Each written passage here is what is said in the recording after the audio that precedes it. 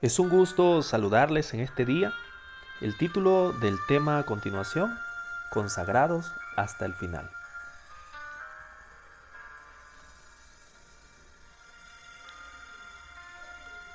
Según la tradición, había sido enviado entre los 70 un hombre llamado Esteban. Los 70 habían sido designados por Jesús, el Señor y dueño de la mies. Los había enviado como obreros a su mies. Les dio una espectacular labor. Añadido a esto, les dio también una fenomenal clase de evangelismo público, indicaciones de cómo saludar, qué hacer al ver a los enfermos, qué palabras decirles. Inclusive los preparó qué debían hacer en ocasiones de rechazos. Debían advertir que el reino de los cielos se había acercado. Al recibir estos hombres dichas instrucciones, entonces salieron los 70. El registro bíblico nos enseña que salieron de dos en dos. Salieron por los caminos, salieron por los valles, salieron por los montes, de lugar en lugar, de pueblo en pueblo. Hicieron grandes cosas, grandes señales, sanaron enfermos, lograron liberar a los cautivos del demonio. La palabra enseña que fue una misión especial, la misión de los 70.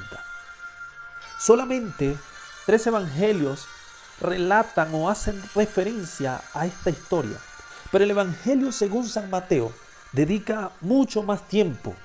Casi 2 capítulos son dedicados a esta importante historia.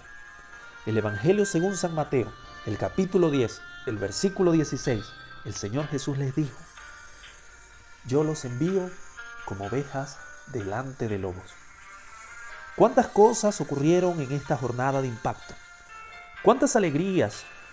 ¿Cuántos corazones alegrados en esta jornada? Pero también nos podemos preguntar, ¿cuántos rechazos recibieron aquellos hombres que habían aceptado el desafío de ir de dos en dos a predicar, a sanar y por sobre todo a salvar almas? Al terminar la jornada, llegaron seguramente agotados, cansados. El camino no fue fácil. Muchas cosas habían ocurrido, pero a pesar de esto, regresaron todos, entre ellos el joven Esteban, que a pesar de las dificultades, lograron todos volver y le dijeron a Jesús, Lucas 10, 16, 18 y 20, Señor, hasta los demonios se sujetan en tu nombre. Es increíble. ¡Wow! Jesús les respondió: yo vi a Satanás caer del cielo como un rayo. Por tanto, no se alegren de que esto ocurra. Alégrense de que sus nombres están escritos en los libros en el reino de los cielos. Continúa cada uno su caminar. Cada uno continuó con su vida.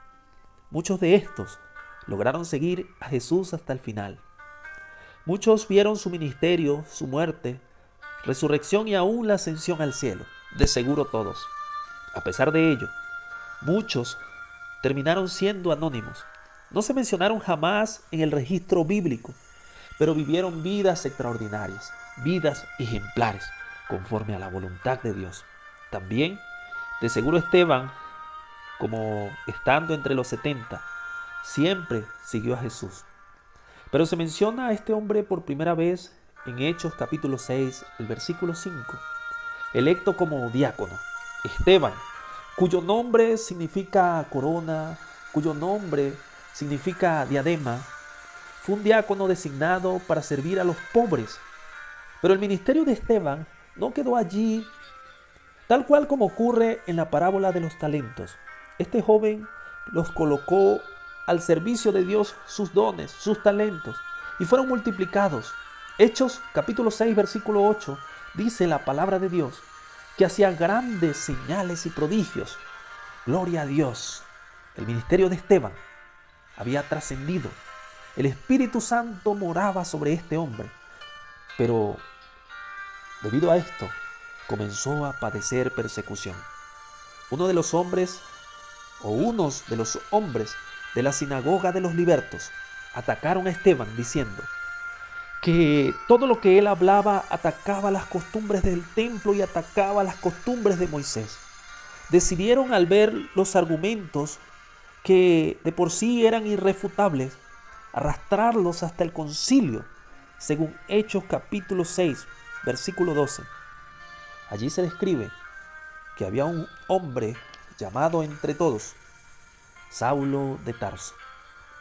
Delante de todos, aquel hombre, Esteban, comienza a dar una cátedra sobre la historia del pueblo con quien Dios decidió hacer pacto alguna vez y cómo constantemente había sido rechazado Dios. Con demostración impecable, les comprobó que el pueblo había rechazado el llamado divino.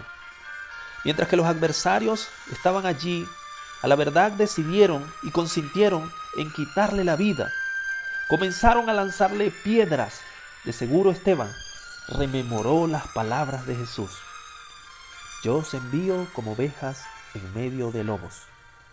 En este entonces, piedras venían sobre él, una tras otra, pero éste no miraba las piedras, sino que comenzó a observar el cielo. Y en el cielo vio a Jesús a la diestra de Dios. El cielo abierto estaba, y mientras Esteban observaba esta escena, los que le apedreaban observaron al joven martirizado, que su rostro lograba resplandecer como el rostro de un ángel. Hechos capítulo 6, versículo 15 lo describe así. Allí estaban, cara a cara, Esteban y sus verdugos. Entre ellos estaba un joven llamado Saulo de Tarso, hombre cuya escena fue marcada. Su corazón había sido traspasado, su corazón había sido tocado. Saulo, luego de esta escena, no fue el mismo. Más adelante, relatando su conversión, ya no llamado Saulo, sino Pablo, rememora con tristeza de cómo un hombre de Dios, quien él había consentido en la muerte, incluso a sus pies habían quedado los vestidos de Esteban, cómo un hombre de Dios había sufrido por una causa justa y noble. El corazón de Saulo no fue el mismo a partir de ese momento. La historia de Esteban finaliza con 3 poderosas enseñanzas, al menos enseñanzas que tomaremos como lección el día de hoy. Primera lección, querido amigo. Esteban recibió un talento y lo multiplicó. Había recibido la dirección, había recibido el mandato de ser diácono, había sido electo para servir a los pobres, pero terminó siendo su ministerio añadido otros talentos, como el ministerio de sanar, el ministerio de obrar prodigios. El Espíritu Santo acompañaba a este hombre. Recibió un talento y lo multiplicó al colocarlo al servicio de Dios. Es nuestro deber también hacerlo. Tienes 1, 2, 3, colócalos a los pies de Jesús. Segundo, el testimonio de Esteban fue tan pero tan poderoso.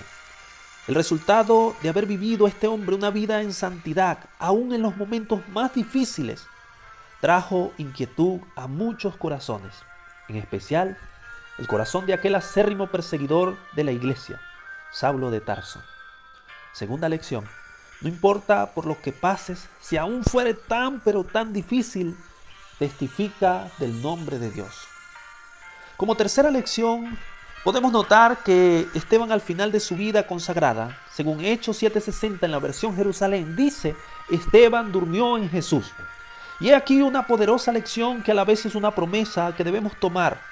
Jesús tendrá el hermoso privilegio en aquella mañana gloriosa de levantar al joven primer mártir de la iglesia, aquel joven cuyo nombre significa corona.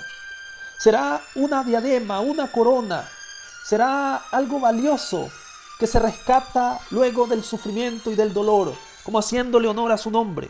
En aquella mañana gloriosa, cuando aquel joven que había sido comisionado entre los 70, que había sido electo como diácono, había sido testigo del ministerio, resurrección, muerte y ascensión de Jesús al reino de los cielos, en ese día glorioso, cuando el Señor llame a Esteban y Esteban logre levantarse de entre los muertos.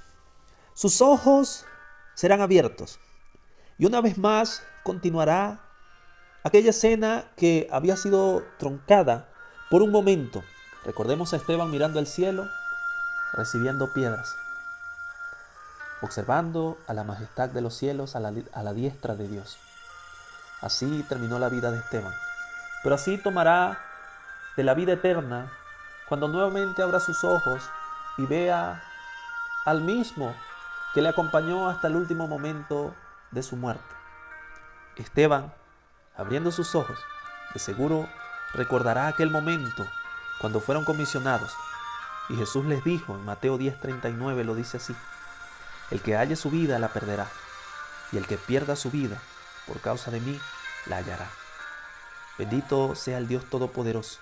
Tercera lección: seamos fieles y consagrados hasta el final, y el Señor nos dará la corona de la vida.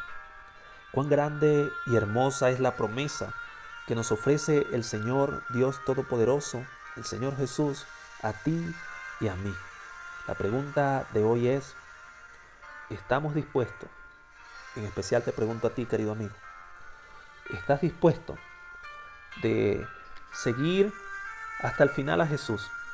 A pesar de que en la vida te lancen piedras, a pesar de que en la vida existan obstáculos, ¿estás dispuesto a seguir a Jesús? Si estás dispuesto a seguirle, a pesar de todas las dificultades, posiblemente ya esas piedras están hoy en tu vida. Posiblemente la dificultad llegó a tu corazón, a tu familia. Te invito a que ores conmigo. Querido Dios y Padre eterno, Señor, a veces piedras llegan a nuestra vida. En ocasiones las observamos, las vemos, las analizamos. Pero hoy te queremos pedir que por medio de tu Espíritu nos ayudes a tomar sabias decisiones, a colocar nuestras vidas a tu servicio, a que sean multiplicados nuestros talentos, nuestros dones, a que podamos ser fieles a pesar de vivir momentos difíciles. Y de seguro, Señor, de seguro, Padre, estamos seguros que cuando usted venga, usted nos dará la corona de la vida. Querido Dios, gracias por su amor. En el nombre santo y sagrado de Jesús. Amén.